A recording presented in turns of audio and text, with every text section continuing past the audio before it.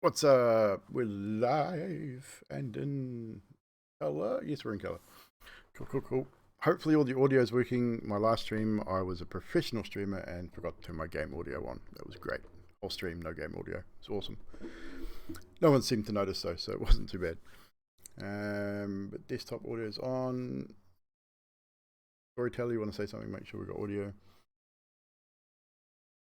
Sure can. There we go. Hello.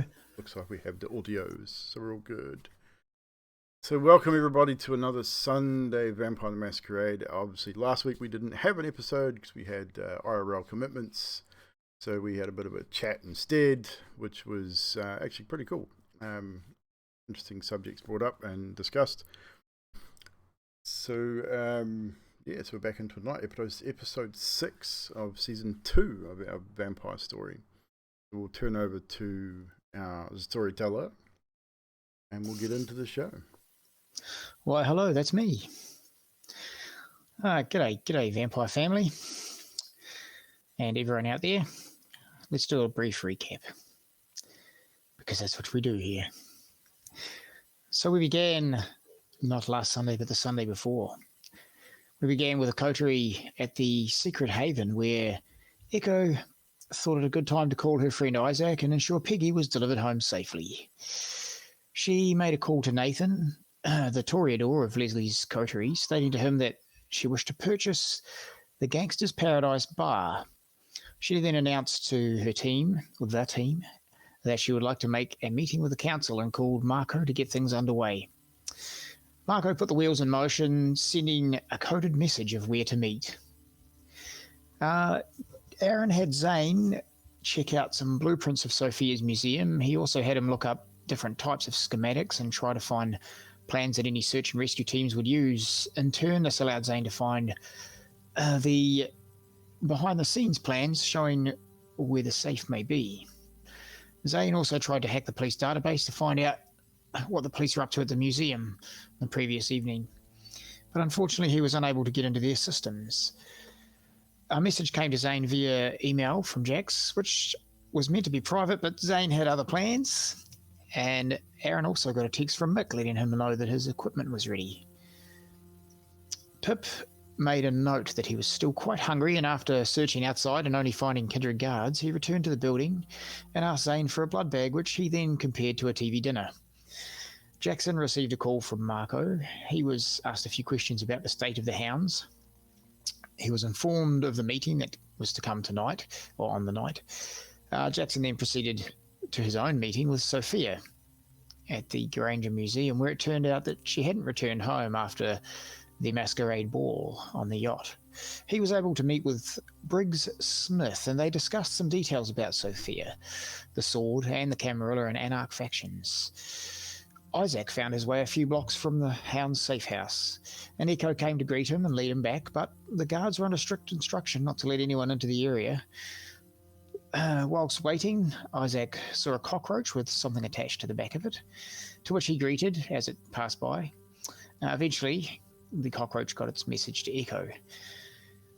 Then all of them headed to the Lost Gallery. On the way, a call to Zane in the car from Marco, though Zane wasn't private about that either. And then at the gallery, they were ushered into a large room with the council in tow. Echo asked a few questions about the Mary Wade situation, the whereabouts of Tim/Jeremy, and the involvement of the Guru or lycanthropes. She then announced Praxis for position of the prince, stating that she would have Jackson as her sheriff and they would solve all the problems at hand. Marco revealed that he was also had his name put in for running position. And the meeting then adjourned with Jackson announcing that the Anarch truce was on thin ice. Marco also then spoke with Isaac, Pip and Echo, asking them all about the other members of the coterie, each giving answers that they deemed appropriate, but with Echo playing her cards close to her chest. So welcome to this, in our world of Melbourne, our place, our city, this rainy Thursday night, approaching the witching hour. Our coterie is still within the sub-level of the Lost Gallery, situated within Northcote in central Melbourne. Your meeting with the council has adjourned, and Marco has said his piece to those he wished. So, all of you are back in the main meeting room. You may discuss as you wish. Jackson would actually approach the new face that he's not seen before and introduce himself. He'd walk up to him, hold out a hand in a handshake. Jackson Spencer, you haven't been formally introduced. Charmed indeed. Dr. Isaac Montgomery Graves. Pleasure, sir. Yes, you will be joining us for future endeavours. So it shall. Hope we can solve these mysteries. Indeed.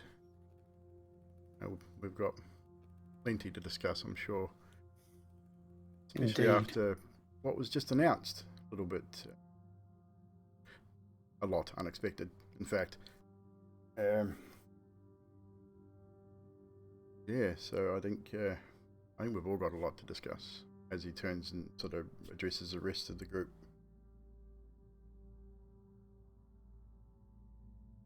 I didn't do it, wasn't me. Uh-huh. Would you guys like to go to the Gangster's Paradise? Or do you guys have other plans tonight? See the new Elysium to be.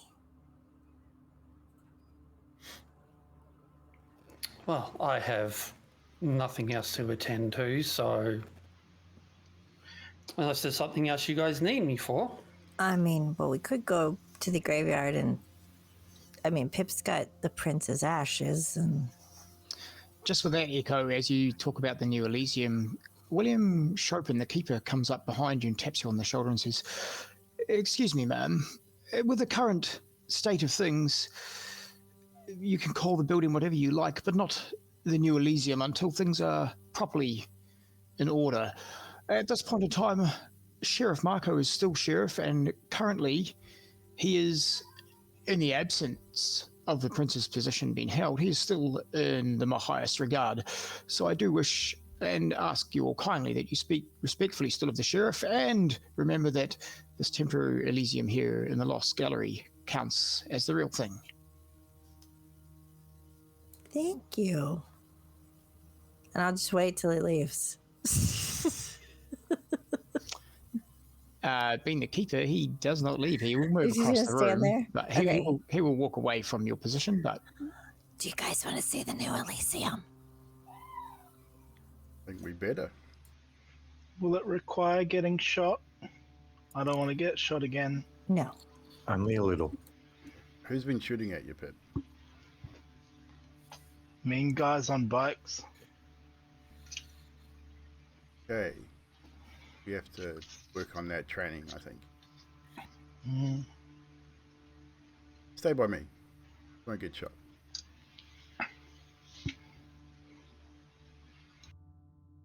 We might have to take 2 cars. There's 6 of us. Unless, do we want to meet there? Or... I've got my car. Yeah. And we all came in your car, so You mean that Yeah, thing man. that's been all shot up? no. Give me my shot up Jeep. It got shot up, didn't it? Oh no, Sam brought an SUV for us. That's right.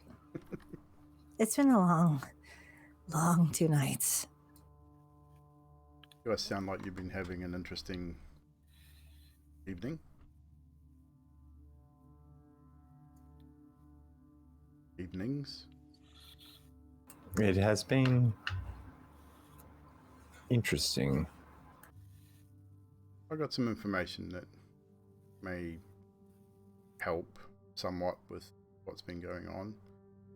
I do have a meeting tomorrow night and Saturday, which could shed some light on what's been going on as well. Possibly.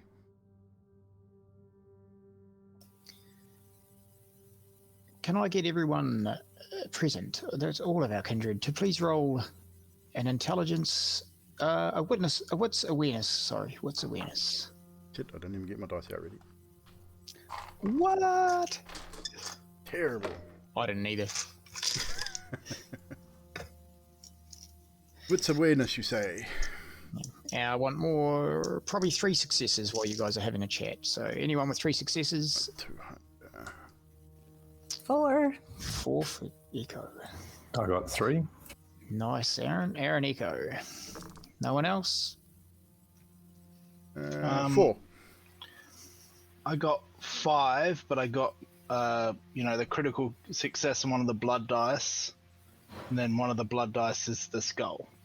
Okay. But I don't know that matters. That's quite all right with a high amount of successes. Okay.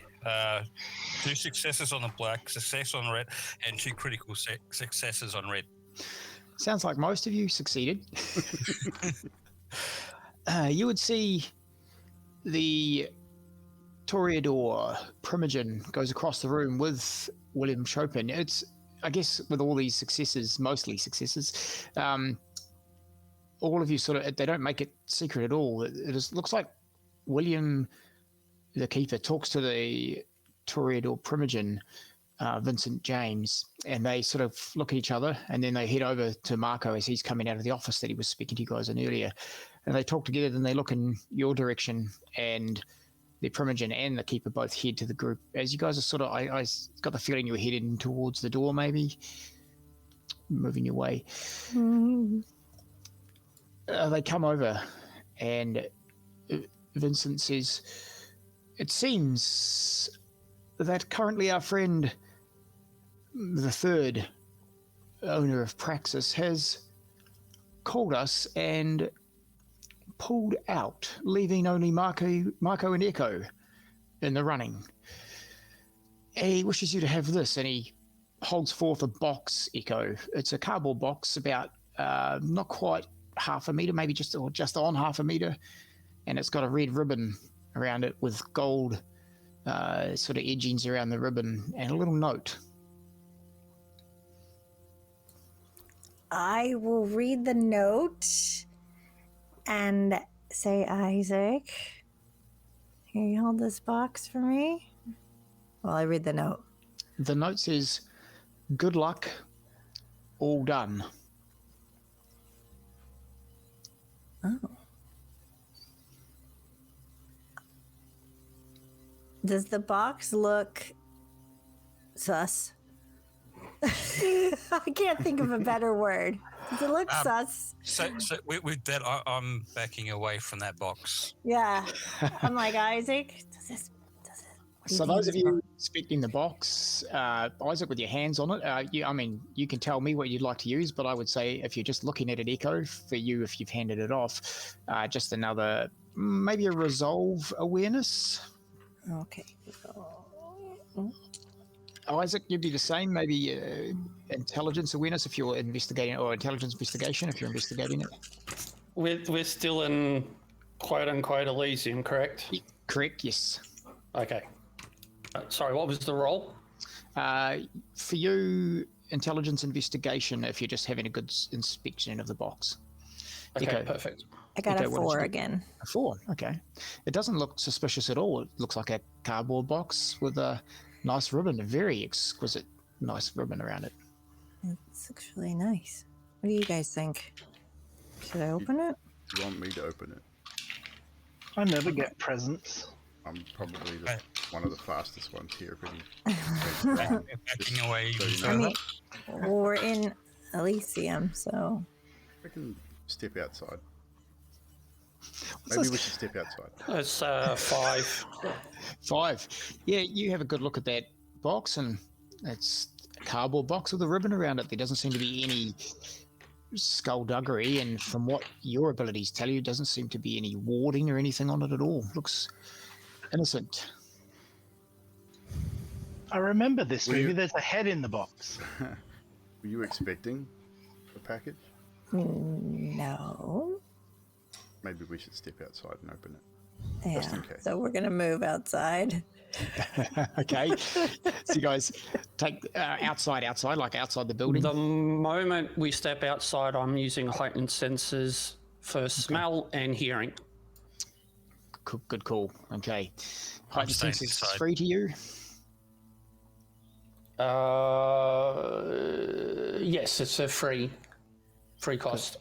Good as I haven't updated my spreadsheet yet, which I'm a bit lazy on. Sorry, so you just have to let me know. That is good. Zane, did you say you're staying inside? Absolutely. Alrighty. So the rest of you take the trip a few floors up and get out into the night here. You're escorted by Elysium guard. Not that they have to, but William and Marco both thought it was a good idea. You get outside and seems pretty good. Heightened senses. You're not picking up anything out of the ordinary. Everything seems to be usual. Oh, good. What do you think? Well, my dear Echo, it seems safe, but you never judge a book by its cover, right? So I'll hand it to Jackson to open. Jackson will take it. He'll feel. First of all, he's going to feel the weight of it. It is very light. Very light. It doesn't feel So- like anything heavy at all. Like it'd be maybe less than 500 grams, half a kg. So, So with Jackson's before- experience with explosives, he would think that I'd be able to determine that it's probably not explosive material. Give Still, me just that with the basic weight. with the basic weight. If you're just testing weight of it, it Just doesn't. basic weight. It doesn't feel like explosive material. So the moment the box is being handed over to Jackson, I'm dropping heightened senses. So Jackson will take a pocket knife. Good idea. Off the clip on his belt, he carries a pocket knife at all times. Flicks open the blade. Carefully cuts the ribbon, letting that fall away. Is there any what is it taped up? Is it sealed in any way? The Or is it ribbon just was the the ribbon? only thing. Okay. Just it was like a sort of a cross right across, and then in a bow. So as you cut it, it just falls away, and the Falls away. box's top is loose. And I'll just use the blade of the knife to lift it just slightly at first to get a rough idea to see if there's any kind of wiring or mechanism that may be attached to the lid. Maybe 10 mil, give or take. As you lift the lid 10 mil, you can smell, and anyone in vicinity can also smell it. Beautiful, beautiful scent. Almost like a perfume. It stinks pretty. Oh, I'll open the box the rest of the way. Inside the box is a single giant red rose, fully leafed on the stem, and the note inside, and clearly in view of everyone, says, "Dear Echo, I had my name in for Praxis, which you did not know, but I've stood down as only one Toreador should have their name in. Yours faithfully, Nathan." Had to be. I'd then turn the box around to face Echo, just hand it over to her. I love that guy. Give her a wink as I hand her over the box. Let's go and thank Nathan. He's at the Gangster's Paradise. The guards, the keeper and Marco have asked us to bring you back in first. Lead the way. After you, Echo. I will go in. So, head back inside the few floors down. Into the area, the Primogen Council are all still in attendance. They've taken seats again. But there are 2 seats now. The tables are around the room. There are 2 seats centered in the central area of the room. And the keeper says, "In light," and he looks at the box in your hand, "in light of Nathan stepping down," and he has his own note that he has read, "there is only the 2 of you that are running for Praxis now, and the council have decided to make a decision. Your coterie," and he nods to the rest of the hounds and Isaac, "are welcome to stay, All we need from you and Marco tonight is a reasoning, your presentation, let's say, of why you deserve to be put in place of the prince. Why you put your name in for Praxis. So, the floor is yours, Echo. Marco. Marco takes a seat in the center where the seat is, and you guys are shown to seats around with the council. Now, amongst the council, the Justicars have also entered, and they're standing behind their council members. Marco nods to you, Echo, and says, ladies first. I'll stand up, because this is not expected. My reasoning for calling Praxis, you say? And I look for approval. He nods, the keeper nods and says, yes, why do you think you'd be a good prince for the Melbourne community? Because when I was mortal, I was an award-winning journalist. I can get down to the who, what, why, and where of what I need to know to accomplish any tasks, big or small. And now I have written several books, keeping the masquerade in check even more by giving a novel fantasy to mortals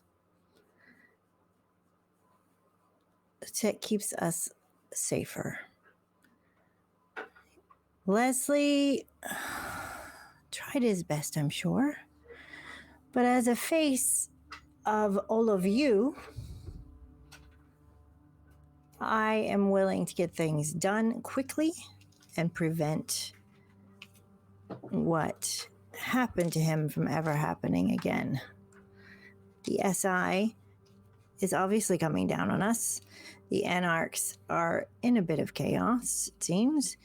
And you need someone more than ever with the skills to find out what's going on and get it done. You've enlisted us as hounds, so you have already entrusted us to get things done. With these people close to me, we can accomplish that. And anything else that you'd want for this city.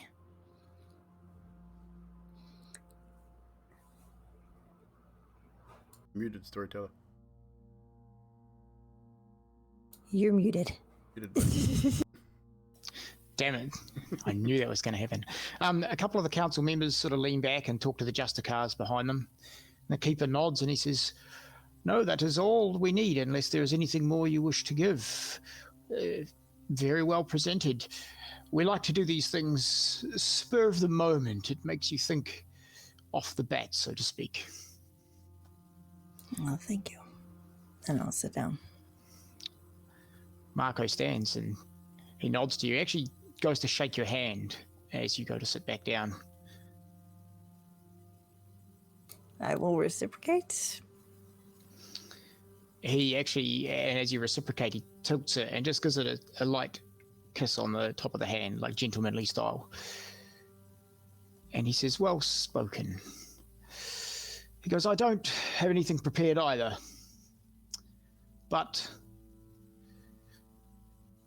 I've been around Leslie a long time. There once was a Setite that hunted Camarilla and managed to capture Leslie. I was on the street, wrong place, wrong time when this all happened. This particular Setite agent grabbed me, pulled me into the old building and made Leslie watch as he attacked me. I fought hard to protect myself, and though I was able to get some hits in, I was only human at that point. I was overwhelmed by his kindred power, and he drained me and fed on me and taunted Leslie all along. I washed exhausted and pretty much limp. And then, as I lay there thinking it was over, as this creature turned me, I watched Leslie break free of his restraints, pull a stake from his very chest, and proceed to destroy this beast that attacked me. He destroyed this Setite, its minions in the room, and I have remained at Leslie's side ever since. So I ask all of you in this room, who better to follow in Leslie's footsteps than one who has done so already for many years? I have dealt out Leslie's justice. Some of you have seen, and he looks to, I believe it was Aaron and Zane who saw that. He looks to you guys. He looks over the council and he says, and I will continue to deal justice in the ways that the Camarilla expect. I have respect for Echo, but she doesn't always follow the rules. These books, she states, novels of fantasy to make it safer in the human world. Fictional, yeah. Non-fictional, I don't know. Is it really covering it up by making stories about it? Or is it pushing these people of this world closer to knowing more about us? I think the books are a breach of the masquerade, unfortunately. If I'm Prince, I don't think I'd continue to let that slide. And he looks to you, Echo. Who is this Peggy that you deal with? Is she a human? Peggy was a guest at my ball and a fan. Guest and a fan. Right. Good to know. You said during your speech a moment ago that you have the skills to help, and myself and Leslie chose you, and that is true. Because of what your skills are, and it is exactly because of all the where, what, who, why, and how, and that you were so good at with your novels. That is why we chose her. And he walks sort of around the room. Is it not convenient now that Echo, as part of these hounds, supposed to be finding the culprits behind the prince's attack at every turn, has been beaten to the punch? Ever so convenient now that she claims praxis. I respect Echo. I respect her abilities, but I do not think she is the right kindred for the job. And he sits back down and leaves it right there. And the keeper nods and says, well spoken, Marco, as well. We shall take that under consideration. And a few of the Justicar and Council sort of talk to each other again in the quiet. The keeper actually quietens them down. He says, all right, we shall convene, and we will let you know who shall be the new prince in a short time. Thank you for putting up with us in these dire times. And he looks around this temporary Elysium. And we will leave you back to your jobs. Adjourned. And the council all begin to stand up, and the murmurs of talking amongst them you can hear. Jackson, I give it over to you. Jackson's going to make a beeline for the Bruja, Primogen, and Justica. Sweet as. What are you going to say to them? Firstly, I'm going to go to the Primogen directly, and I cannot remember her name. So her name, she's an older woman. She looks to be possibly 70s or older. Her name is Esther. Esther. I'll walk up and greet her formally, as we're still in Elysium, following all protocols. And just so you're aware, the Bruja Justicar isn't around at this point. Okay. So I'll greet her formally and just asked if I could speak to her privately and sort of pull her away. She nods, and she has a couple of kindred guard around her, but they let her go. She's quite short. Jackson's 6 something? It's just over 6 foot. Yeah, so she's more, 5.5, so you tower over her a bit. She's sort of a little hunched at the shoulders, but she has quite a thin face. An area away from everything where it has seats available, like more comfortable seats here, where I could have her seated maybe? Yeah, yep. So near the wall's edge, there's every seat in here is comfortable. They're all nice leather-covered chairs, but there are seats on to like the rear corner of the room near a wall. I'd have her take my elbow and I'd lead her to a more comfortable seat. With me being so tall, I want to sort of get down more to her level. Sweet. Okay, no worries. She sits you down. She says, Jackson Spencer, it's been a while. What's this about? Indeed. Well, I mean, with Leslie meeting final death, I won't say I was not angered by this. I'm sure a lot of the clan were. Yes, of course. But honestly, I tend to agree with what Miss Monroe has clearly pointed out in the previous meeting. I believe Leslie had become a little soft position, complacent, if you will. Oh, and she sort of looks over to see where Marco is, and he's right across the other side of the room talking with some of the other council members. And she says, and do you think that Marco is soft as well? I think Marco's not what he appears to be. No solid evidence as yet, but the hounds have suspected him from day one. It's amusing. He's been around for a long time and done nothing out of step that, well, ever. He's been by the prince's side. As all good double agents I want to do. Only been recently that I've been made aware of, or become aware of his Setite heritage. And he himself has brought the ministry up on several occasions, not just with me, the other hounds as well. Yes, he quite hates them since they turned him the way they did. That's why he owed his life to Leslie. I'm not certain that he hates them. But, as I said, we have our suspicions. That's we will fair. get the information. And that information will come out. You know me, you know where my loyalties lie. My loyalties are to the ivory tower, not the person who sits at the head of it. That's a good call, but just be careful how loud you say that and who you say it around. You know where I stand, and we are of the same cloth. Indeed. I guess what I'm saying is, or what I'm asking, not saying or demanding, is Clan Bruja's support in our future endeavours. Because as Miss Monroe's stated, we will find Mary Wade. We will shut down SI in Melbourne. We will do what is necessary to keep the Ivory Tower in power. Good. Good. That's what I want to hear. Find Mary Wade. She's a good friend of mine. She is the top of our list. She will be able to aid once we find her as well. Any news on the Scourge? Not thus far. But again, we have a lot of irons in the fire at the moment.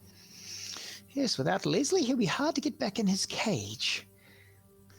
You just follow the trail of death, you'll find him. Most definitely. I'm kind of keen to leave a trail of that myself. On a different level, of course. You're muted.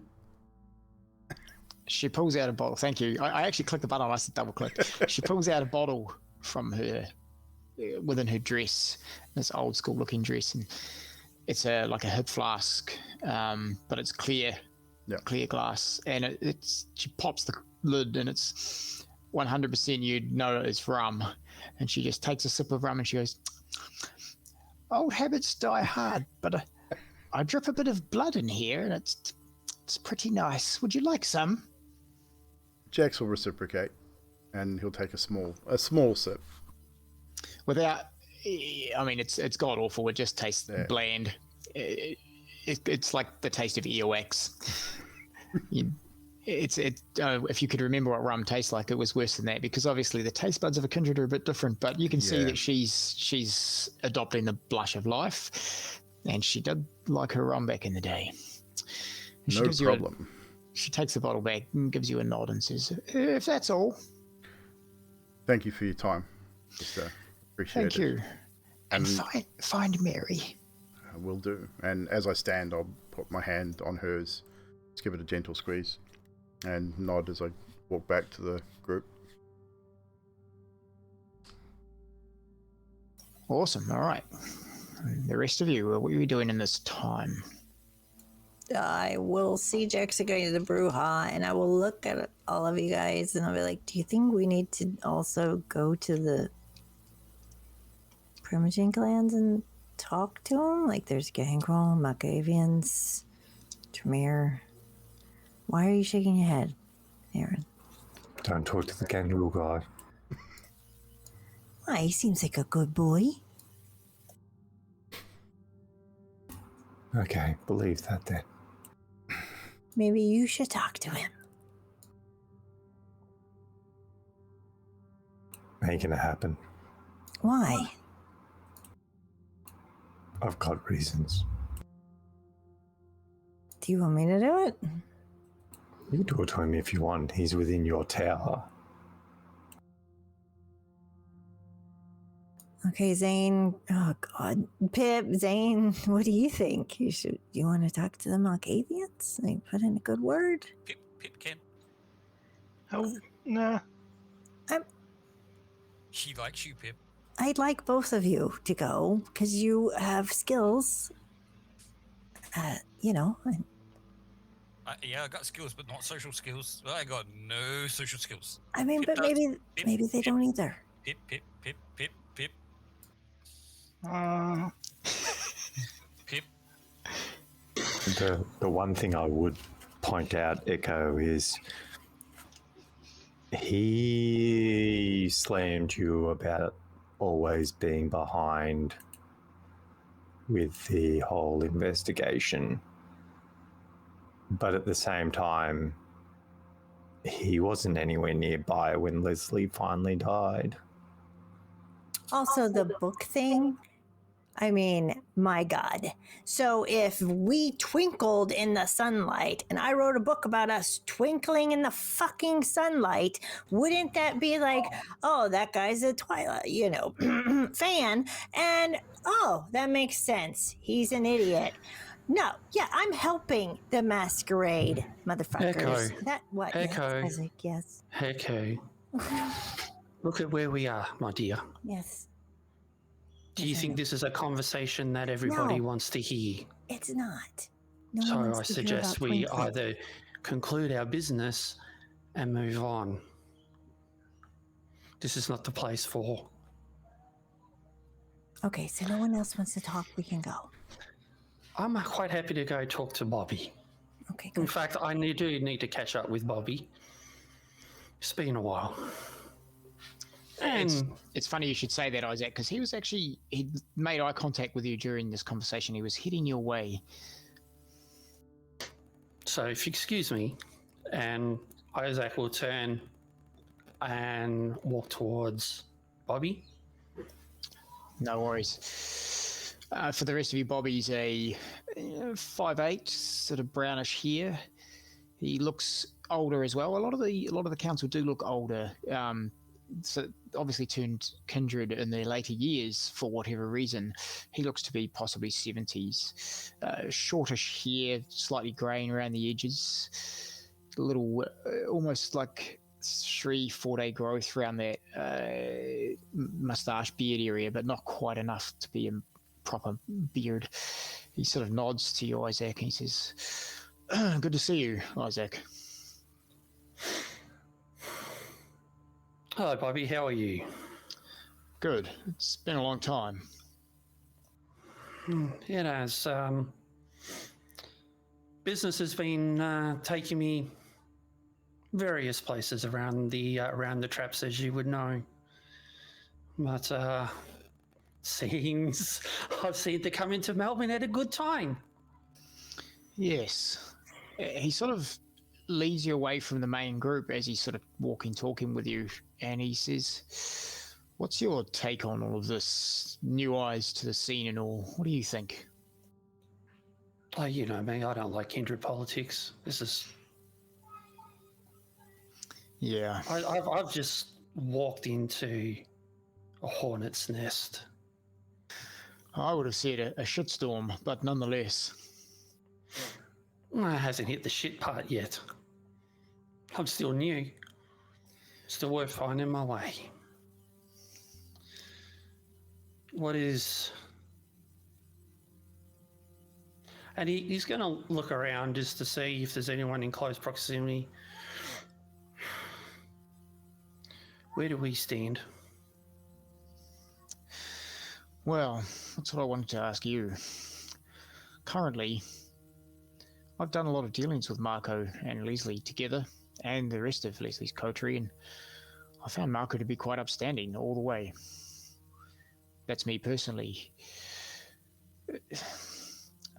At this point, I would be looking in Marco's direction. Do you have something to push me otherwise?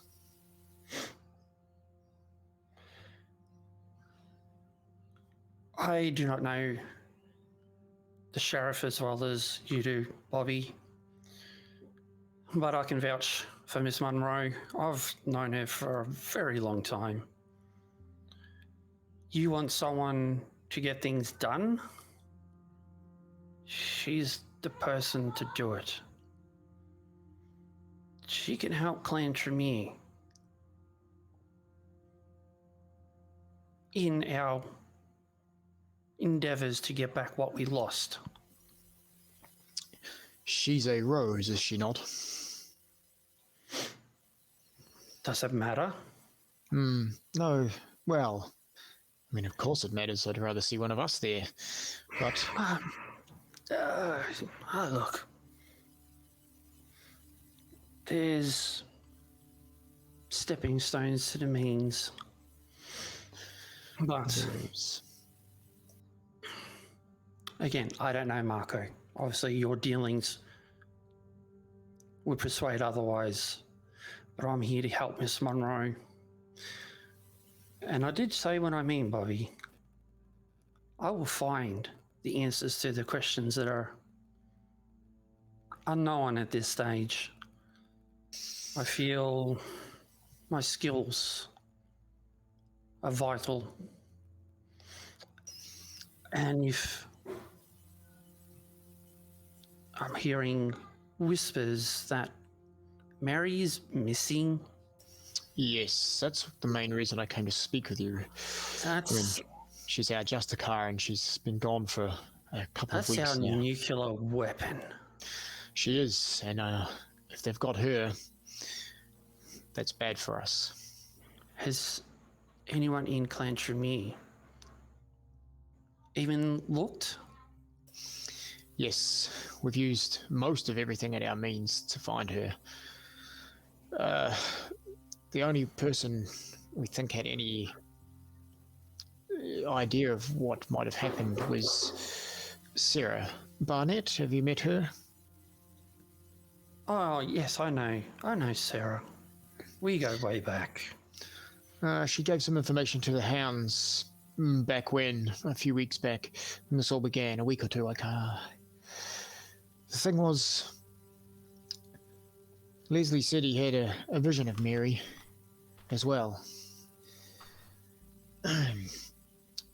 So we know she's probably still within the confines of whoever's keeping her. I mean, I feel sorry for them. I can't imagine she went easily. I'll tell you what, Bobby.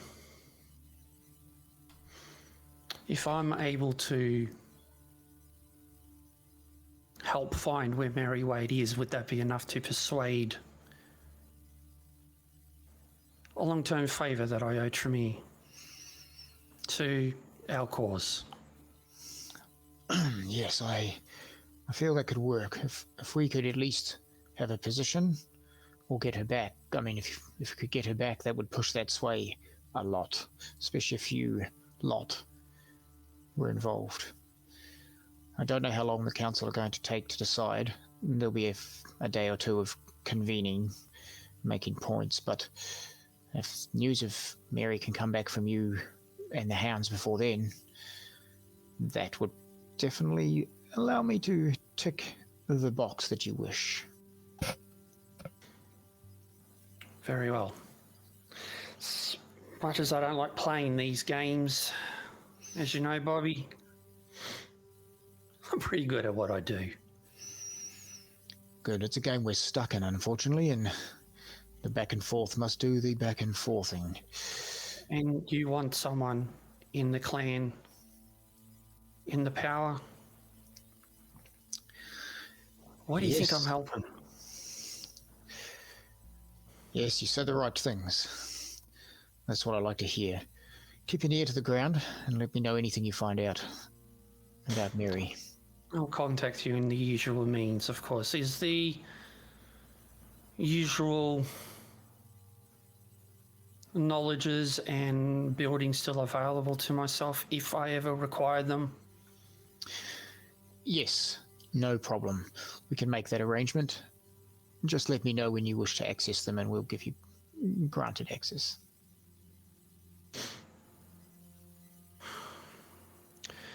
I'll do what I can, Bobby.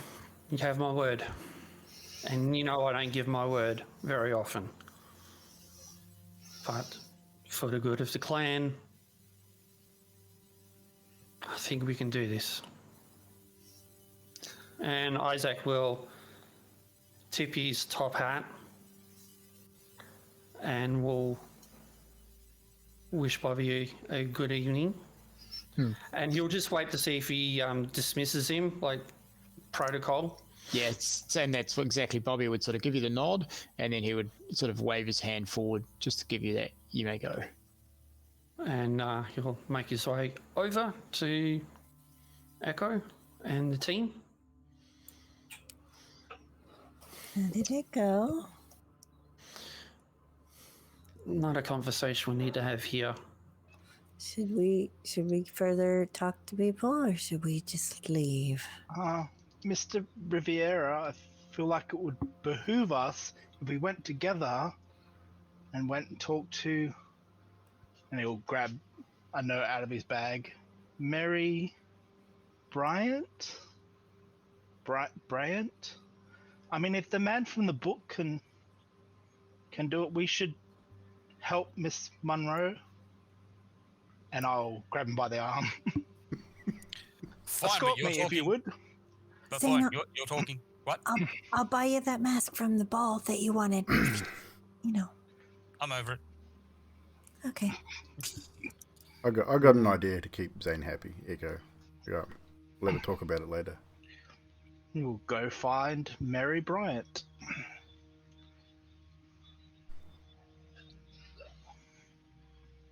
And muted.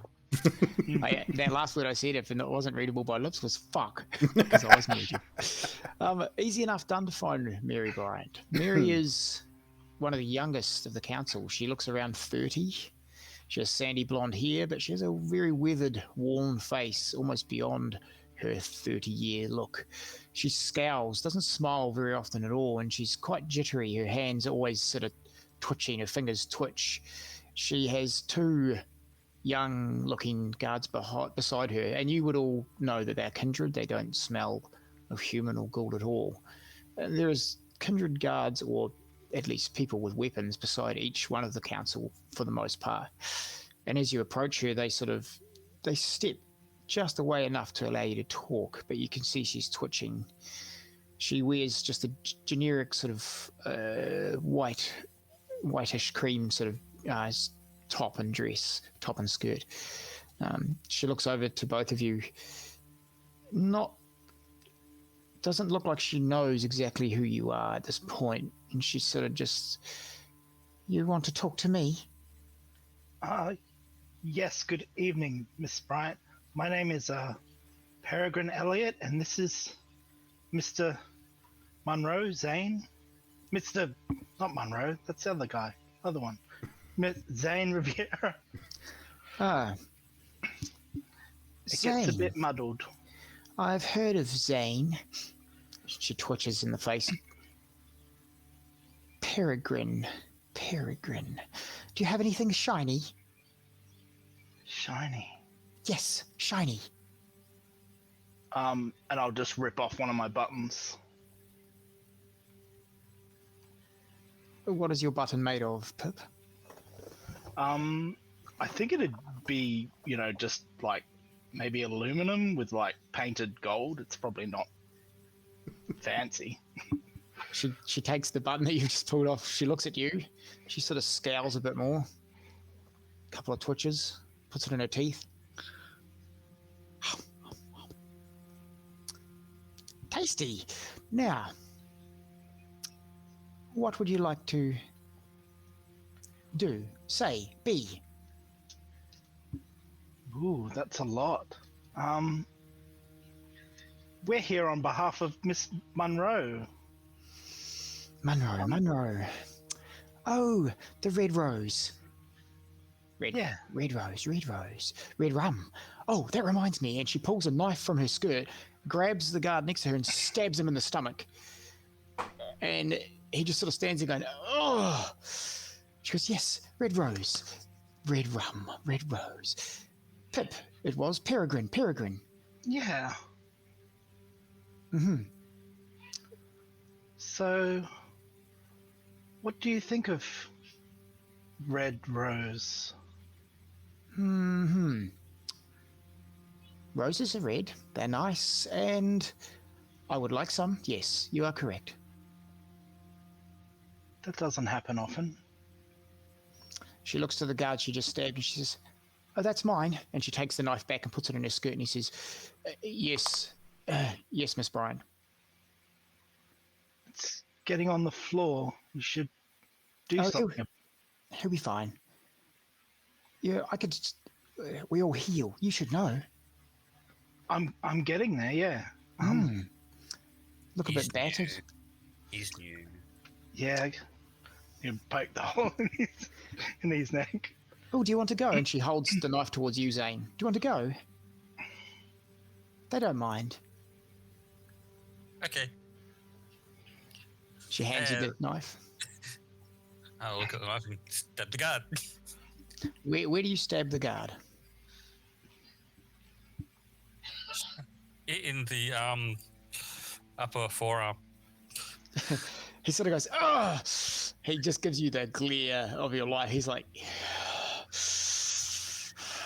and I turned to Mary. I don't think he'd like that. oh, it's all right. He's mine. He'll do as he's told. So, red rose, you say? Red rose. What's the plan for the red rose? Are you going to eat her? Wait, no. Would she taste all right?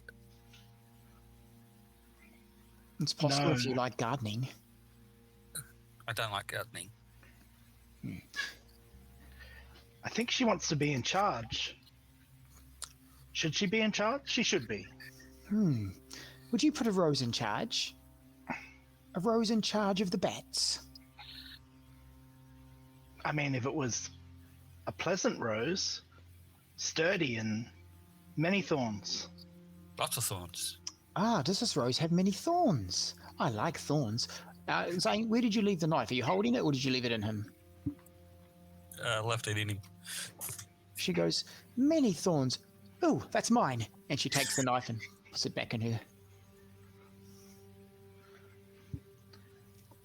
And Marco, how do you feel about Marco? Marco. Polo. He loves to dish out justice and death. I like him. Justice and death. But only when needed. Justice and death. So, how did you feel about the previous prince? Leslie. He used to love justice and death. He was nice. Good to me. I didn't stab him ever. Didn't stab him ever.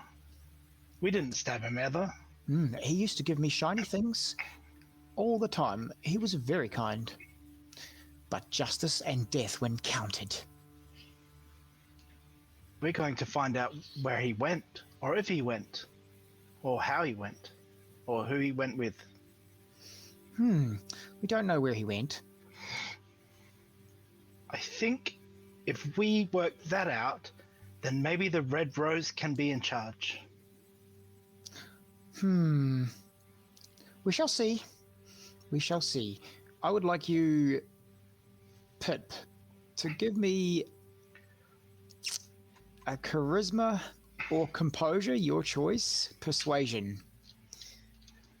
And because Zane is there with the aid of a stab, I will say you can have an extra single dice in that pool. Hooray. 3 successes. 3 successes. All on the blood dice. Yay for blood dice. All on the blood dice. How many blood dice did you roll? 3. 3, yeah. Just looked at it here. Very nice. 3 successes on the blood dice. Let me make a note here. She twitches a couple of times. She says, well, if the rose can say and do instead of bark and do nothing, then we shall see. Can she stab? She can stab. The barking's the other one. Aaron. Ruff. Is Aaron a rose? No, he's a dog.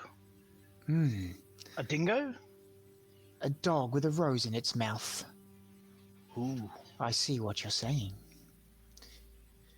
Oh well, there's stabbing to be had, and shinies to be collected. Oh, have you got a shiny for me?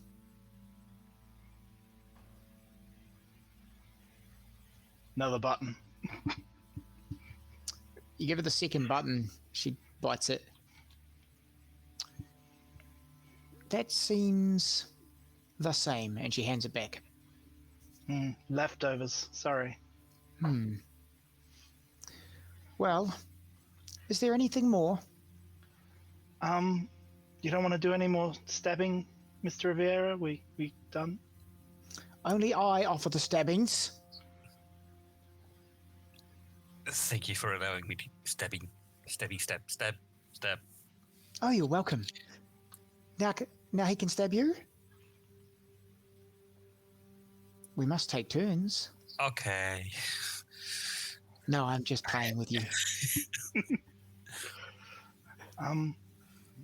We would take our leave. Go. Oh, I'm sorry. And she sort of curtsies and says, "You may go." Thank you. And she tucks the little knife properly away out of sight and says to the guard next to her, "Oh, that looks horrible. You must tend to that." You should have stabbed the other one. Make it even. Anyway, let's go. We talked. How did it go? Lots of There was- stabbing. What? Stabbing. Lots of stabbing. She's keen on death and justice. Or justice and death. Both. She wants justice and death. Yeah. So did you talk her, did you talk her into... She seemed reasonable? Well... She seems stabby. Very stabby. Okay. It's promising, perhaps. Perhaps not the place for this continuance for this conversation. Let's move somewhere a little more private, I think.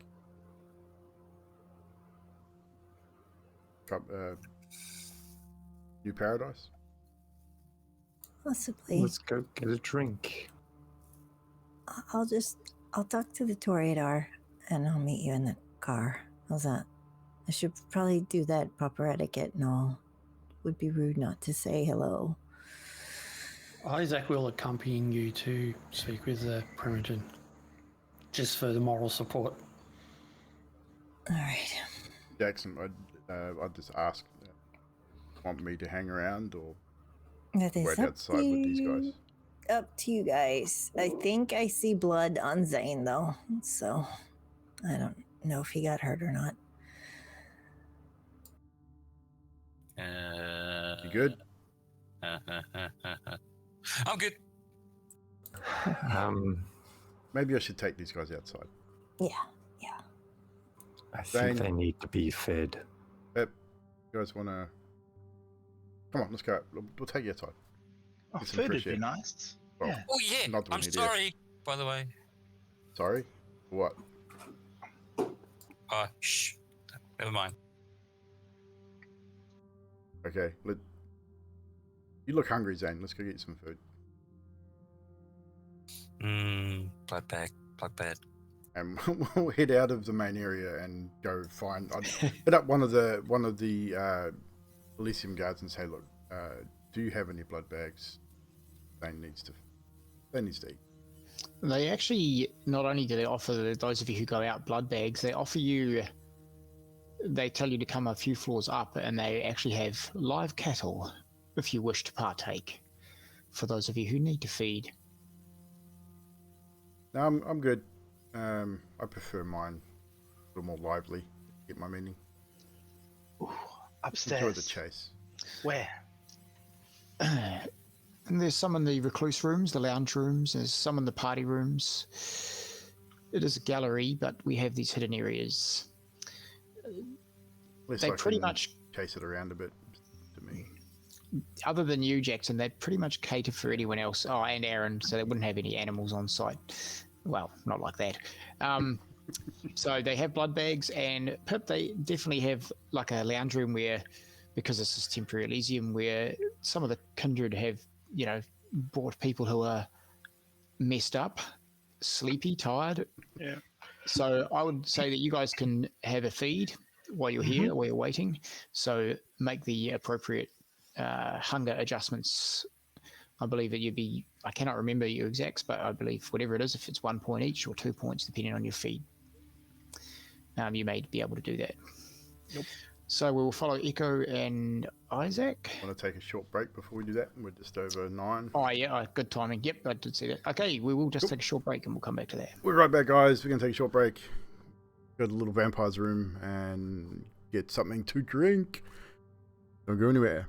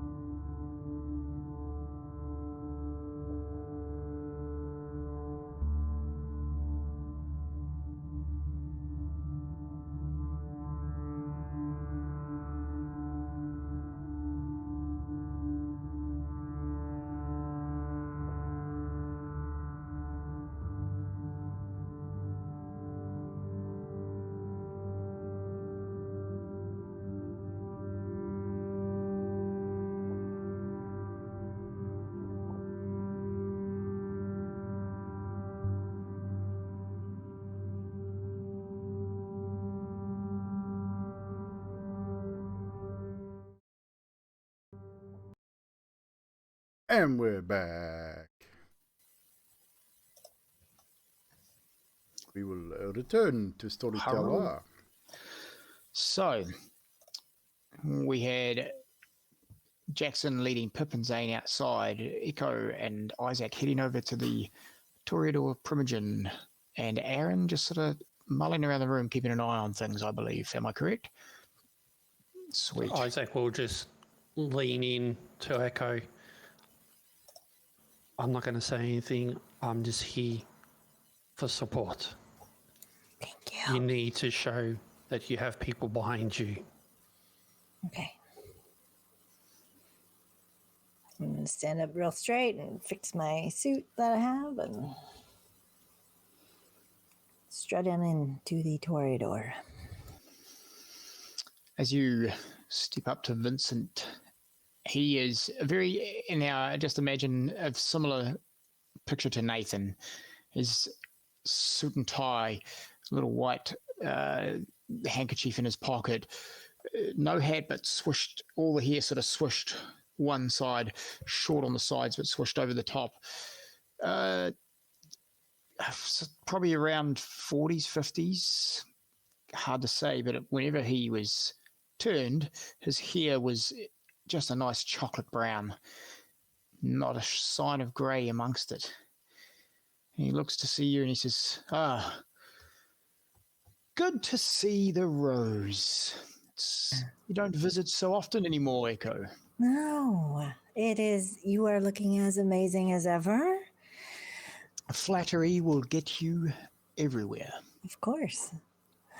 So I thought I would, where are my manners? I thought I'd stop in and say hello before we leave. We are on our way to see Nathan. It would have been lovely for me to know that you were going to call Praxis. I could have prepared.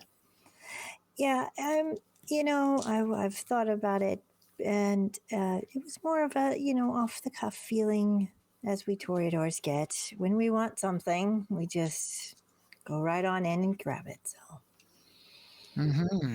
That we do. So, what are your plans if and when you get the prince position? Well, I want to tie up all the things that Leslie gave us to do. Oh, yes. I've heard the speech, but what are your plans? To be better. To make this place into a thing of beauty. To be better. So you shall... Well, I'd like to see some of the idiocies put down amongst the other clans. There's questions of how tough the Camarilla are at the moment. As you know, the Anarch question our every move anyway. The SI seem to be, well, they know our every move. You're saying you're going to do better than Leslie and put a stop to all of that? Yes, I'm especially about the SI. I find it very troubling that they seem to know something. I'm wondering if you have a mole. I think Leslie was as well.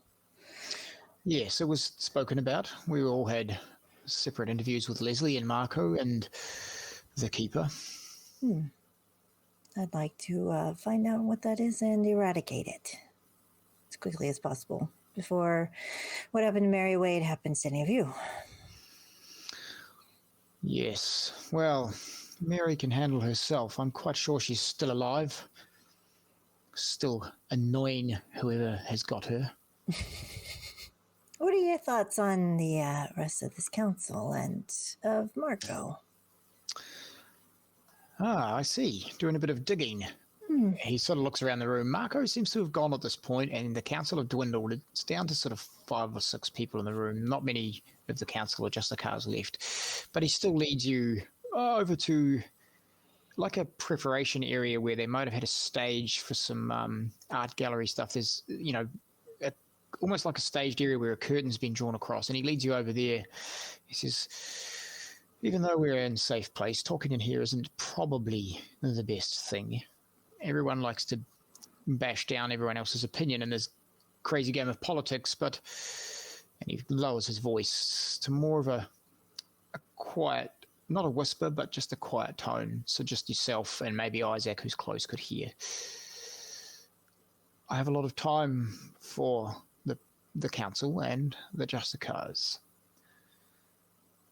But we're all here for our own clans. We want to all see our own clans sit at the head. Bruja wanted someone there, but no one was willing to put their hand up. Esther said maybe some of them are just too young. We didn't really have any backing for any of the Toreador till you put your hand up. So it would be good to see, but I don't think you're going to get everyone on your side, if that's what you're asking.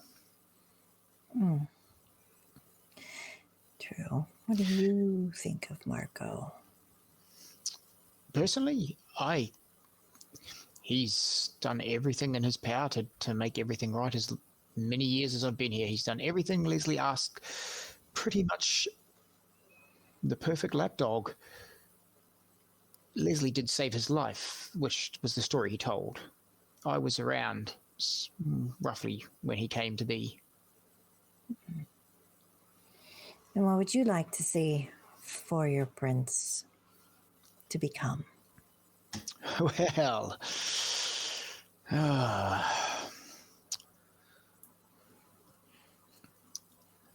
that's a tough one.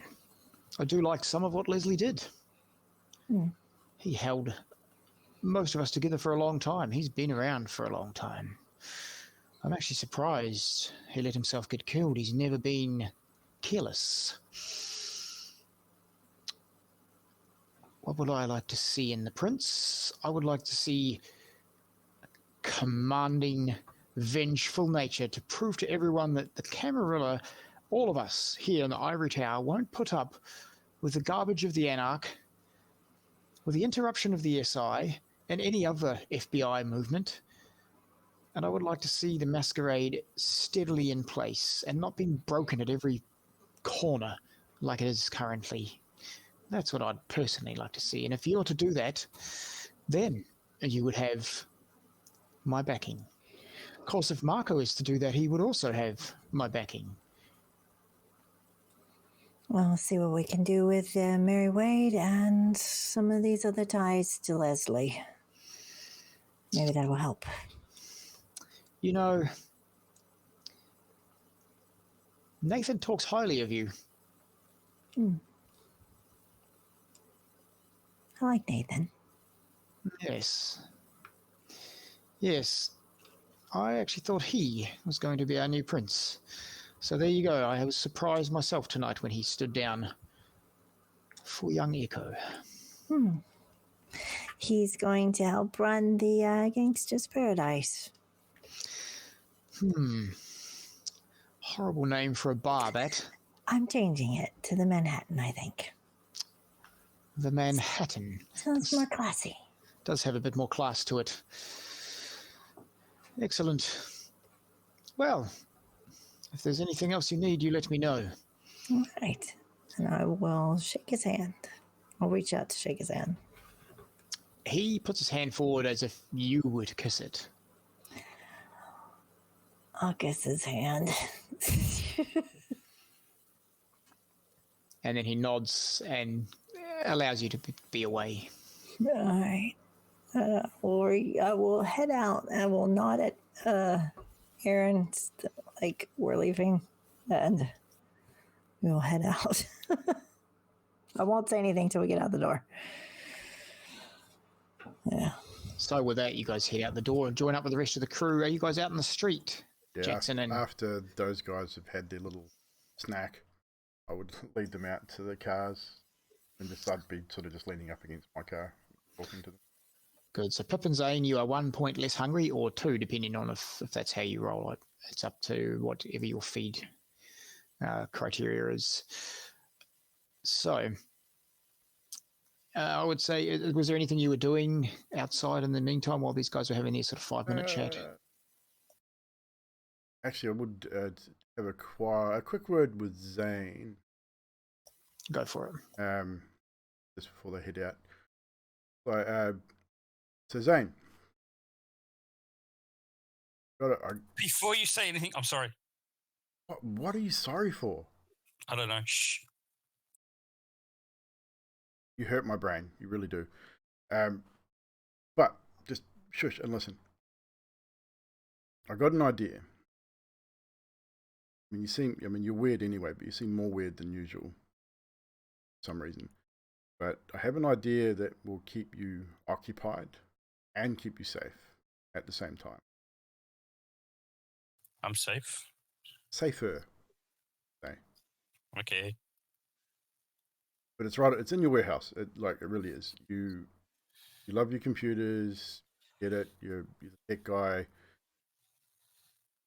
When we get back to the joint haven, you'll understand what I mean. I've made some preparations just for you. Just keep that in mind. Okay. Pip, do you know what he's talking about?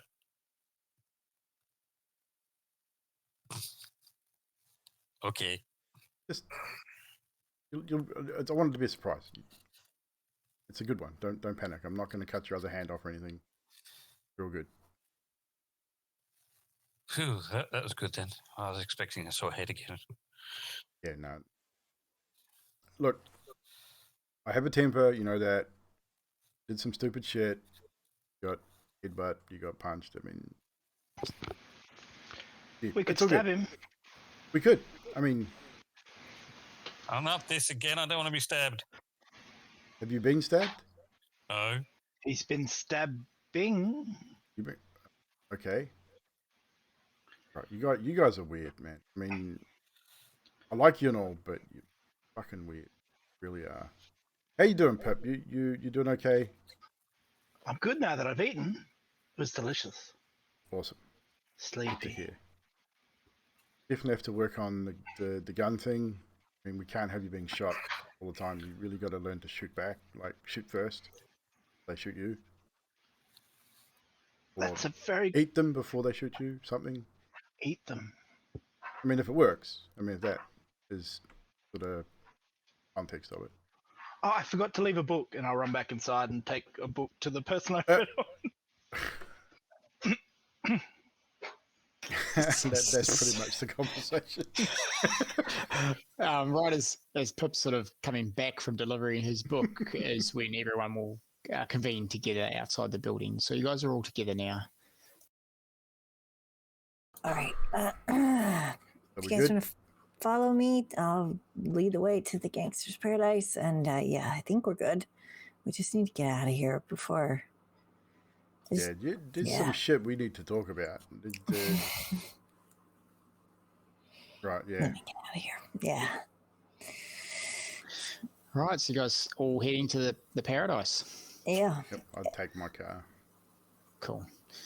On the way, I want to explain to Isaac basically like a recap to save time. I'm just going to explain a recap of everything that's been going on up to now. Okay, so Isaac gets filled in during the drive. Sam's still driving you? Yeah. Good as gold. If there's anything anyone wants to do on the drive, let me know now. Otherwise, we can jump to the paradise. Jackson will send a text to Big Joe. Yep. Asking for all the information about the night that Leslie died. Be put into the file folder and given to someone to be dropped at the drop point.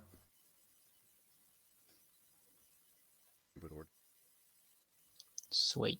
Now, do you want me, Baz, to put that into some form of hard copy, something for you to give to you? I've got a fair idea. Like Okay. I remember pretty much what Jackson knows about that night. Like Okay, sweet. the events from what he was told from his guys, and even Jackson would have made notes of the assumptions that he had as well, and the hearsay, just all the circumstantial stuff as well as any hard evidence.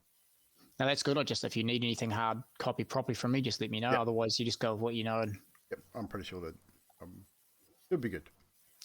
Cool. All right. He flicks a text back within sort of 30 seconds saying he's on it. and it should be there in no time. So, Cool.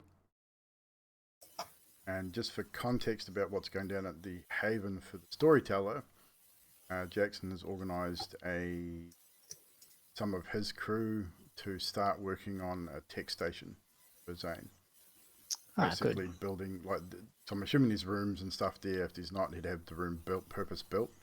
So it'd be shielded, it'd be in the starting stages of it, but it'd be basically a workstation specifically, multiple screens, servers, everything he needs.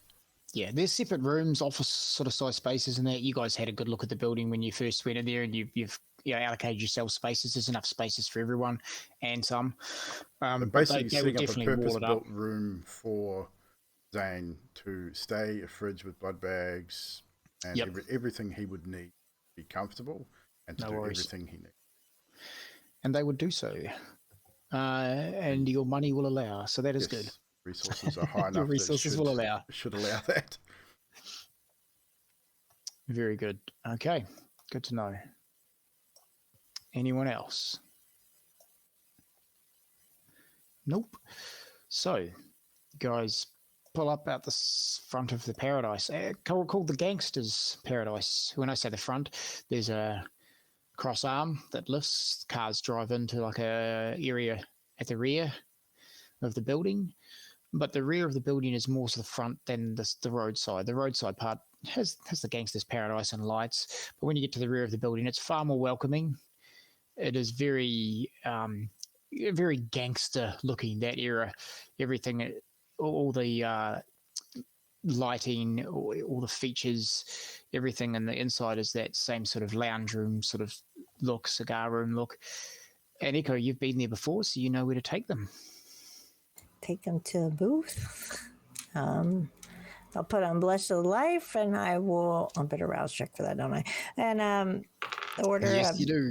Order a Manhattan, and I got a success. Success. So there is humans here, or not? Yes, there is kindred, there is ghoul, and there is human. It is a general bar. Okay, so Jackson follow suit, Blush of Life. You'll find here that the people are more. They're richer citizens. You're not going to find the average crappy drunk in the corner type scenario. It's not just a cheap piece of crap pub. Leslie had far more taste than that. It's a proper. What's the word for it? Magic. Stay away. I can't think of the word. Yeah, speakeasy. It's a prohibition speakeasy. Yeah, that's the one. And Jackson gets hungrier at Blush of Life. So I'm at hunger 3. Hunger 3 for Jackson. All right. So, anyone else entering the bar? Yeah, and I succeeded. Nice. On my blush. Zane, so everyone is entering the bar. If you want to do Blush of Life, you roll that blood die just to see if you get hungrier. Yeah. So any humans in this bar would smell really good. Yeah. I think the Blush of Life would help you get under control a bit. At 3, yeah, you're definitely the beast within you is pushing you. It's pushing you. You could go at hunt pretty soon. So the rest of you roll on into that bar. As per normal, especially in a place like this, you are greeted straight away by one of the staff. This staff member comes straight to the booth that you're in. The booth's open on one side to the public, but as a whole, you're generally well hidden. There's enough sort of behind this, just behind the scenes music that just sort of plays away, just with enough noise to talk, but cover any talking that would be spread around. And yeah, it's a woman, and she comes into the edge of the booth and she says, "Drinks all round." Yes, I'd like a Manhattan. Is Nathan here? Yes, Nathan is. He's in his personal booth right at the end. Oh, okay, I'll go over there. I'll take an old-fashioned. Old-fashioned. And for you, points at Aaron. Whiskey on ice. Whiskey ice. You, sir, pointing at Pip. Bloody Mary. Oh, don't get that one often. And you, pointing at Zane.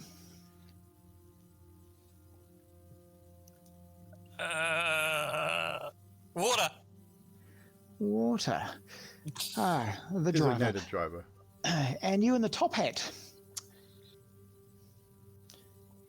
It's a lovely cosplay, sir. You look like you belong here. And he just tips his hat and he'll just say, Second Manhattan. Not a problem. That's everyone? Right, I'll be right back. And she heads to the bar. All right. So this is where Leslie took me on our dinner conversation thing. And this is what I thought, in his honor, Pip, maybe we could, after Isaac takes those ashes for some study, we could lay him at rest. Out of the SpongeBob lunchbox that you have him in. Fitting place. Spend a lot SpongeBob. of time here. Really? Pep there and expect anything different. So Pip will A stare doggy intently bag, I guess. at Isaac. So if I give you my friend, you might be able to find out what happened to him. Isaac kind of sits a little bit back.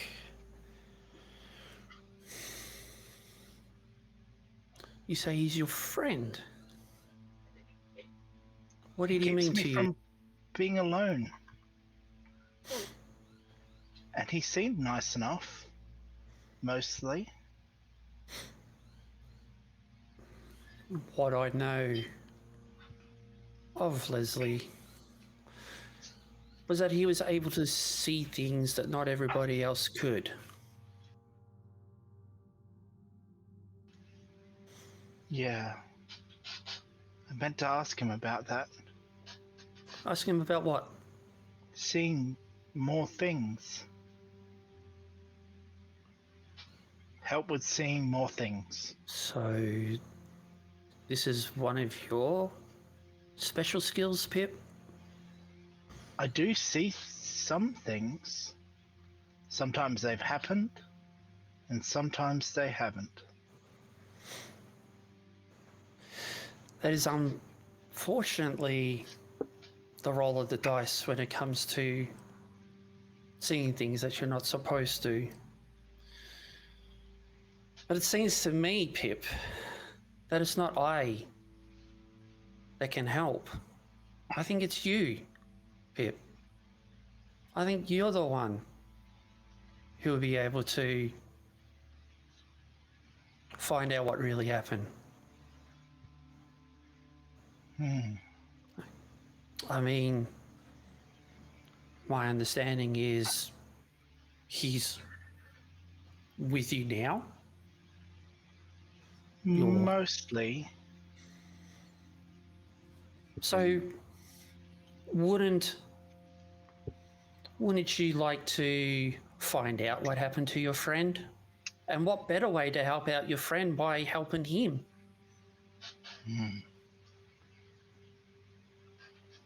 Right.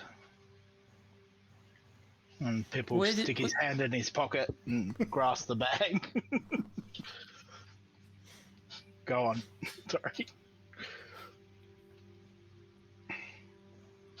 All I'm saying, Pip, is believe in what you've been taught. Believe in yourself. Think back to what happened. Think back to that moment. And maybe you will find the answers you are looking for, Pip.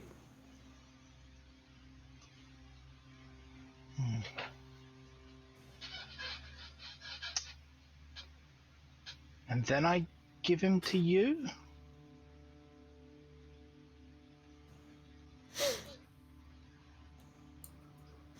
Depends what you find out, Pip.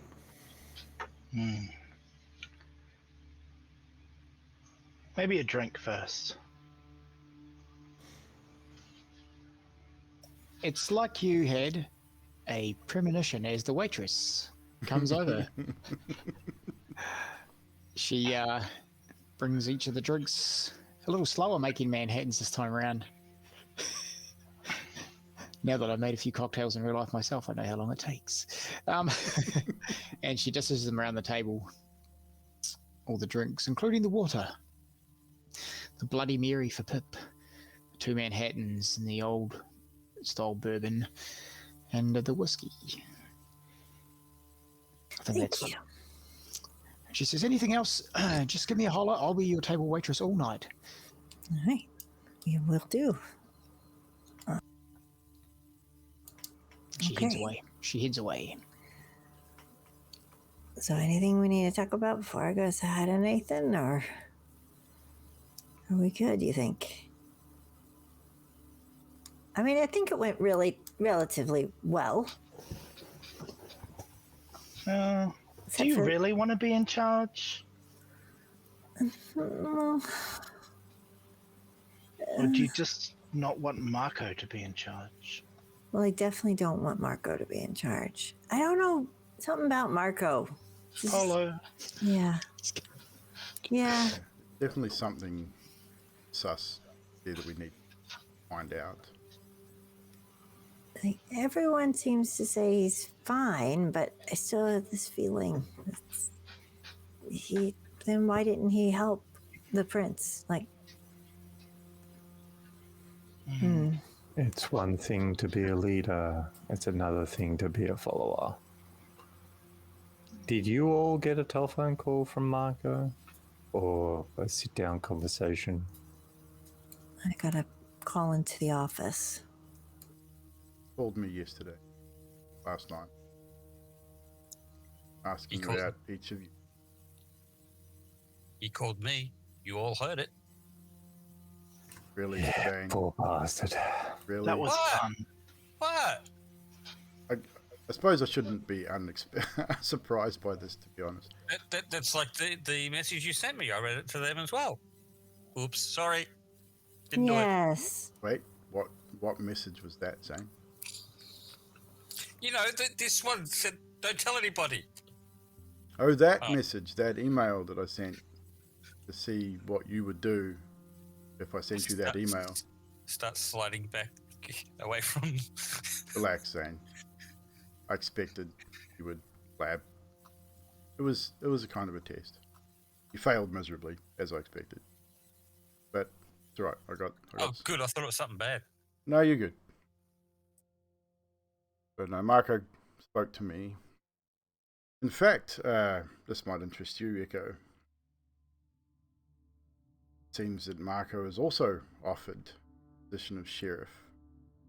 Me. If he is successful. But his offer came with conditions. And those conditions directly involved you, in fact. And what is that? Expressed his suspicions as well as Leslie's suspicions about each of the coterie and its loyalty. Whether I thought that you may have been ministry, which was surprising considering his sire, Setite, aka ministry, now come light. I didn't know that personally in light. One thing I do know about ministry is that they tend to infiltrate the ivory tower on occasion, gain positions of power, destroy it from the inside. This Marco's plan, been plotting away for decades in a position as sheriff to gain the position of prince, who knows. But there's still things that we need to discuss, that you and I, Echo, need to discuss privately. But I will say this. My loyalties lie with this coterie. if that leads us to the ivory tower, then be it. No one that knows me knows my disdain for the anarchs. Better than anyone. I would have all of them removed from Melbourne if I could. But at the moment, open water is not something we can. Not with the SI so close. So we've got a choice here. I think we can potentially indicate Marco and the death of the prince, whether that was the case or not. Evidence that I have about that night leads to a specific person, but it can be changed at other people. Zane, or you have the means and the knowledge to manipulate photos, video, documentation with relative ease. No, not at all. Nope. It wouldn't be a far stretch for us to put Marco in place. It would make him rather uncomfortable. Have the Primogen Council look in the direction for the wrong reason. I don't know. Being sheriff for Marco is a sweet deal as well. Being sheriff is definitely something. It's not something I've aspired to, but it's not an offer I would turn down. But at the same time, as you said, I agree with you. I think under Leslie's, things were starting to be more relaxed than they should have been. He was brutal when he wanted to be, don't get me wrong. I've witnessed things that should not have happened. I think Leslie didn't have the proper people in his best interest around him, and I think the sheriff was one of those people, which wouldn't help the prince no matter how he was. My stance is this. If you are named prince, you indeed name me as sheriff, my clan generally speaks for itself. I will get what needs to be done, and with brute force if necessary, more likely than even if it's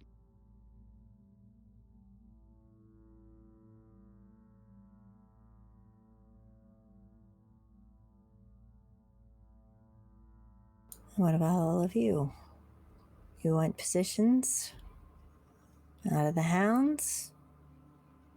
I thought of Nathan being a very good herald. Aaron, you'd make a nice scourge. Be a good guard dog. independent scourge position. A lot of money involved in that.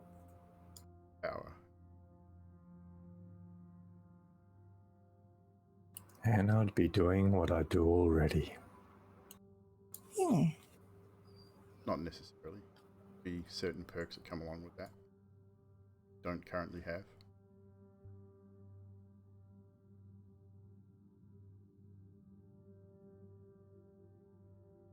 Tempting offer. Also, yeah, I'd get to work with Zane. He's an interesting one. I'm interesting. Yep. Okay. Moving on. The key to this group, my opinion, is you have untapped potential. Young. Potential. You've already given us so much information about whereabouts and Henry Wade that the Ivory Tower over the last 2 to 3 weeks has not been able to recover. That says a lot about council where it currently stands. Right, yeah. And Pip will grab out a notepad and a pen. It'll have the ashes in one hand. And he's thinking about that night when the prince died, how the prince died, who was there, what was happening. And he's going to put the pen to the paper, and then he's going to try and activate Premonition. All right. So, Premonition is a rouse check. I do not get any hungrier. That's a good start. So, I'll need you to roll Resolve and Auspex for me, please. While he's doing that, Isaac is going to try and help. Knowing that he's using Auspex, he wants to try and, with a little bit of an occult knowledge, try and help boost his Auspex. Yep, okay, so you know what he's up to, and with this, what are you going to use in your end to help him? You're trying to use Tremere magic. Just seeing if there's a way I'll be able to assist him in a help function. I would say, let's have a look here.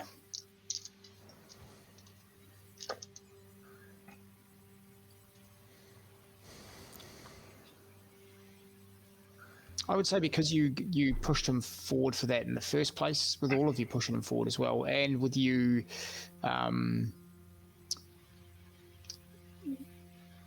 with what you know, I would say I'm going to give you an extra pull, extra dice in your pull for that. I'll say 2 dice because you had Jackson sort of saying to you to do it as well. So it's like the team believe in you. Ooh. 1, 2, 3, 4, 5, 6. 6 successes. It's good. You put the pen to the pad. You take a look at your notes, and for a mere second or two, nothing. And then in your mind, you hear the repeated words of Isaac saying, "You know, you're the key. You know how to do this. You can do this." You hear the repeated words of Jackson and the words of your compatriots, the hounds, over time, the things that they said to you. And then in the back of your mind, you also hear the words of the poet, which has gone right out of my mind. Sylvia Plath. Sylvia Plath. Sylvia Plath, thank you very much. Should have had that name written down. You hear the words of Miss Plath in the back of your mind. Everything is just conversation you've had before, but it's just reaffirming what you already know. And then the words on the page swirl, and you're taken away inside your mind. It's pitch black. And then there's like a hazy sort of swirl, as if someone sort of just blew cigar smoke across your vision. Then a shiny glint of something drops. If you're looking at a camera view, it would drop sort of from the top of the camera view down, spinning, and then another, and then another. And you see shiny copper bullet shell after shiny copper bullet shell falling. And then the vision pulls back and you see a machine, and it is loading bullet shell, ka-chung, and another one, ka-chung, just in a row. And all you can see is this machine and bullet shells just rolling along a line, ka-chung, ka-chung, ka-chung, ka-chung, and it zooms in on the bullet. And the bullet shell has a print in it, a marker. When bullet shells are made, they all have markers. And in this marker, it just says Mary Wade, ka-chung, ka-chung, Mary Wade, over and over as it spits each bullet past the marker, past the marker, past the marker. You were concentrating on what you'd written down about the prince, and you feel like the prince may have seen something like this himself. And then you fade back to looking at the swirly writing on your pad, and the whole time the rest of you would see he's sort of scribbling on the pad during this. He starts just doing swirls over his own picture, and then in a matter of sort of 30 seconds he actually draws a solid bullet with a bullet casing with Mary Wade written on it, and it looks like it's just a really scribbly picture, but you can see 100% that it's a bullet shell with the N, and Mary Wade is sort of scribbled on it. And Pip, you open your eyes to see that you've done this.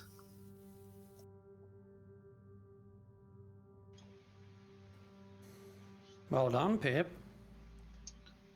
Apparently I'm an artist. What do you see besides what you've drawn? It was dark and hazy, and there was smoke, and there's machine just pumping out these bullets. Ka-chunk, ka-chunk, ka-chunk. And I'll just keep doing that, not to do it annoying. Is there a place that makes bullets here? There's lots of places that make that. Is Mary I Wade think- in the bullet? Is it the same kind of bullet?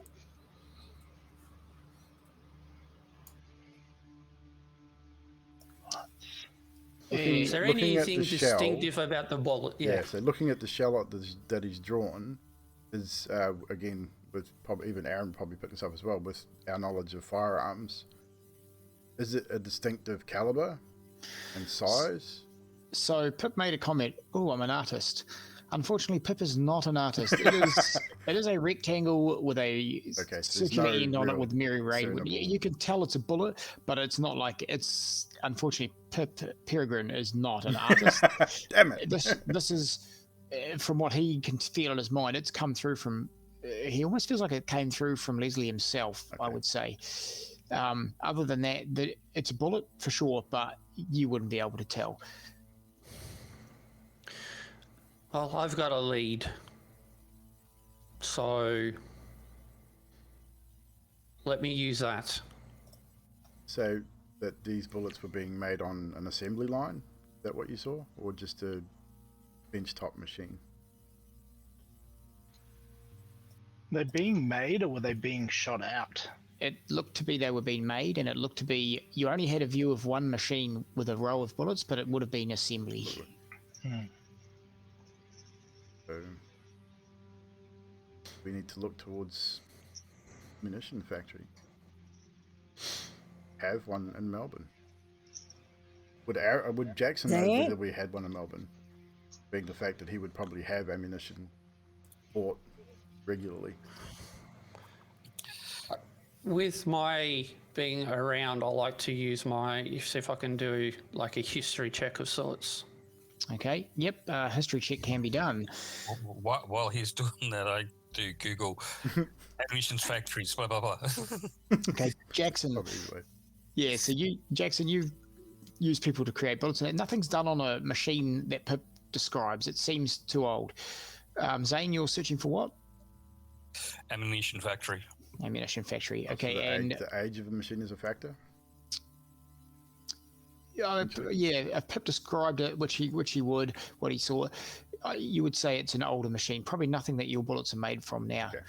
Okay. Isaac, get you to roll intelligence, and I'm trying to think of what would be the equivalent of history here.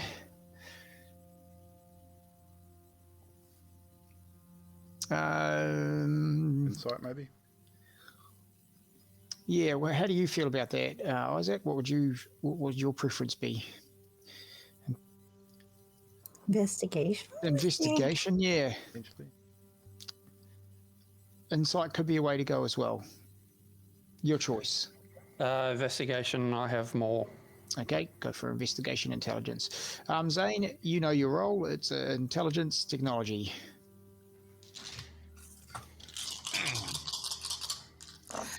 All right.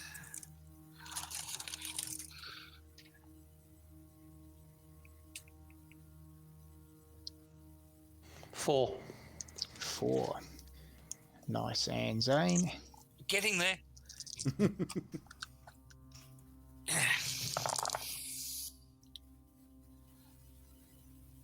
Okay, I got three crits on black, one normal on black, and one crit on red. Okay. So That's a lot. that's a lot. So that's a 1, 2, 3, 4, but that's a 8. So basically, your technology skills are through the roof at the moment. You get a bunch of hits from bullet factories over Australia itself, and then you narrow to Melbourne in a matter of seconds. Isaac, you remember an old factory to the north? You think it's whether it still makes bullets or not, you're not sure. And right as you're thinking that, Zane goes, Footscray, old bullet factory, and it confirms your thoughts. You both hit that same. In the Footscray area is an old bullet making factory, used to do bullets for New Zealand and Australia. I actually know where that is too, personally. There you go. And right as you both of you go, Footscray factory together, Pip, you drop your pad, your pen, and you slump straight down on the table. And in your mind, after just seeing those bullets pump through, you see the face of Leslie, and he says, "Need help." And that is all. That is the end of today. Damn. End scene. Well,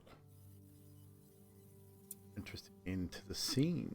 Fade to black as our vampire session comes to a close. Ladies and gentlemen, thank you so much for hanging out with us once again. And of course, we will do our obligatory favourite moments. So, Storytell, you can choose who starts. Ooh. Eeny, meeny, miny, Aaron. The ending, in particular, like the bullet factory type thing, that was cool. Also, having the prince say that he needs help. Okay, so he's not dead? Dead? Maybe. No idea. It's like, huh? And then actually in the Elysium, everyone's saying, "Oh, just go talk to the Grendel dude." No, I'm not talking to him. He's a traitor. I'm going to talk to him. Fuck him. All right, Zane. A storyteller, Mary Bryant. Awesome. Fucking love it. Thanks. Cheers. Echo. I'm gonna pick a different one and say Pip giving a book all the time to whoever he eats off of was really cute, and he ran back in and gave him a book. So and I like Nathan's gift. What book? Yeah, he didn't Which tell you book what was it? Yep, you didn't tell anyone. It's a good one. I don't know if I want to waste it on an after scene. The history of the potato. The Misadventures of Het and an Entanglement of Old Dragons. I've got a whole pile of books written. That was the next one. Good Awesome. stuff. Who are we up to? Echo. Magic. This is another storyteller, and I've been waiting for this to arrive in the story. Marco telling the story about his history with Leslie. It was something that Baz and I had Formulated. ready to go for the coterie as Leslie for him to tell the story, but obviously we never got to that opportunity. So I'm just going like, oh, it's finally out. Yes. So yes. I had to get that out. Everyone thinks he's such a baddie. Nice, Magic. Thanks. Pip.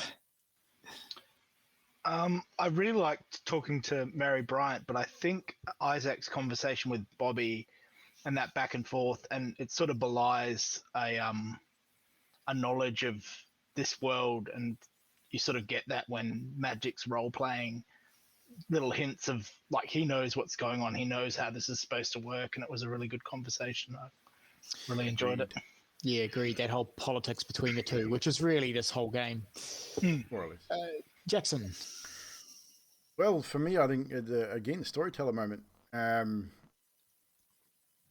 Marco's speech, and again the telling of that story, but his response to Echo, and actually that whole scene together, the back and forth, Echo up and speaking her piece, Marco replying and giving that particular story. it's pretty obvious that Marco is fairly well respected within Ivory Tower. So it's going to be very interesting to see which way the council votes.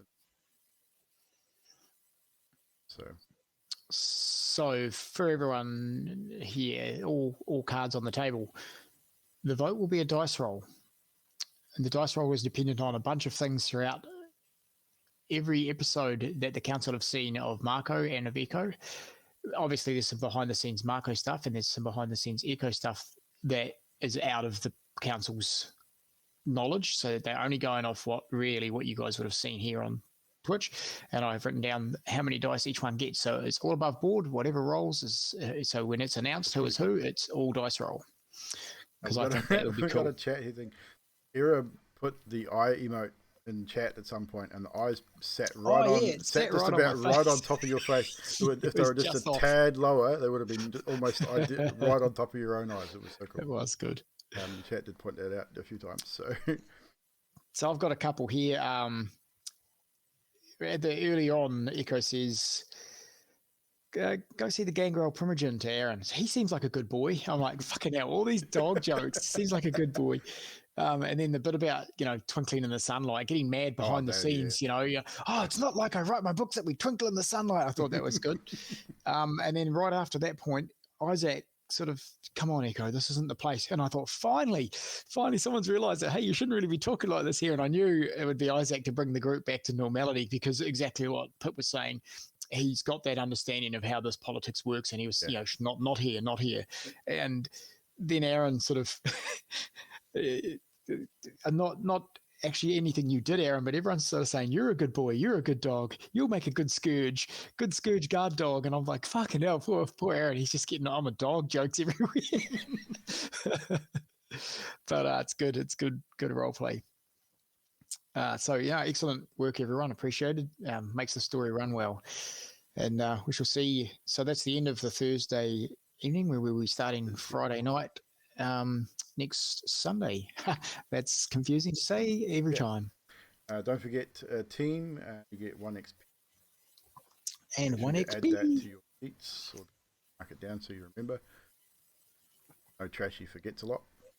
Yeah, I do it at the very beginning. As soon as I load the character sheet, I put up 1 XP. It's probably not a bad idea. It's a good idea.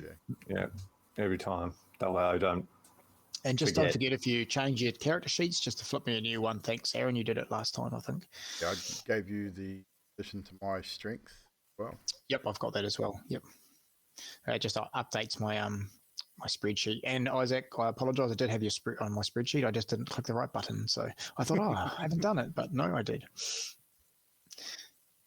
Right, chat. So that's us for another week. Vampire the Masquerade, Vampires of Melbourne, Blood and Belief, Season 2. That is episode 6. We have 4 episodes to go. Then we will be taking a short break from Vampire the Masquerade, and we will be starting Paradigm 2, which will be running on a Sunday night. Same times, starting around 8 o'clock, running through to about 10:30. So it'll be a little bit longer than we normally do the Vampire the Masquerade stuff. As I said, once we get a little bit closer, I will have to try and get hold of everyone that's in the game and just re-go over character sheets, make sure we're still on the same page. Then we'll organise a session 0.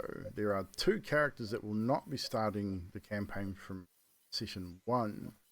Those 2 characters I will need to do a private session 0 with you guys, as you guys will not be present for the very first, possibly even the first five or so episodes. So easier we do a session 0 with you guys outside of the main group, or your stats, and because we bring in your characters at a later date. Make it a little easier on me, of course. DM. I'm going to be running this a little differently. There's going to be more theatre of the mind and less maps, less battle maps per se, more reference maps and anything else. So it's going to be a lot of RP and a lot of theatre of mind stuff. So we'll still be using Foundry for audio and the reference maps. Still be definitely using Foundry link to get to you guys in due course as well. But thank you everyone for hanging out again tonight. Appreciate it very much. We will see you all again. We're here tomorrow morning at 11 o'clock. I'm doing some modded Skyrim then back here on Wednesday for some versus Stride. So until then, take care. Probably should raid, shouldn't we? Always forget that bit. Who have we got online?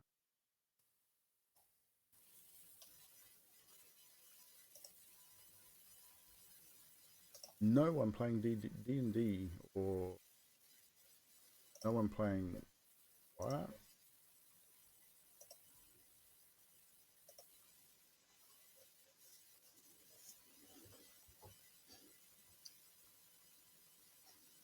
I've been live for 9 hours. Geez.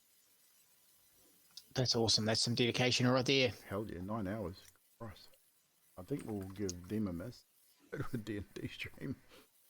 Who's been running D&D? We got who's not been running?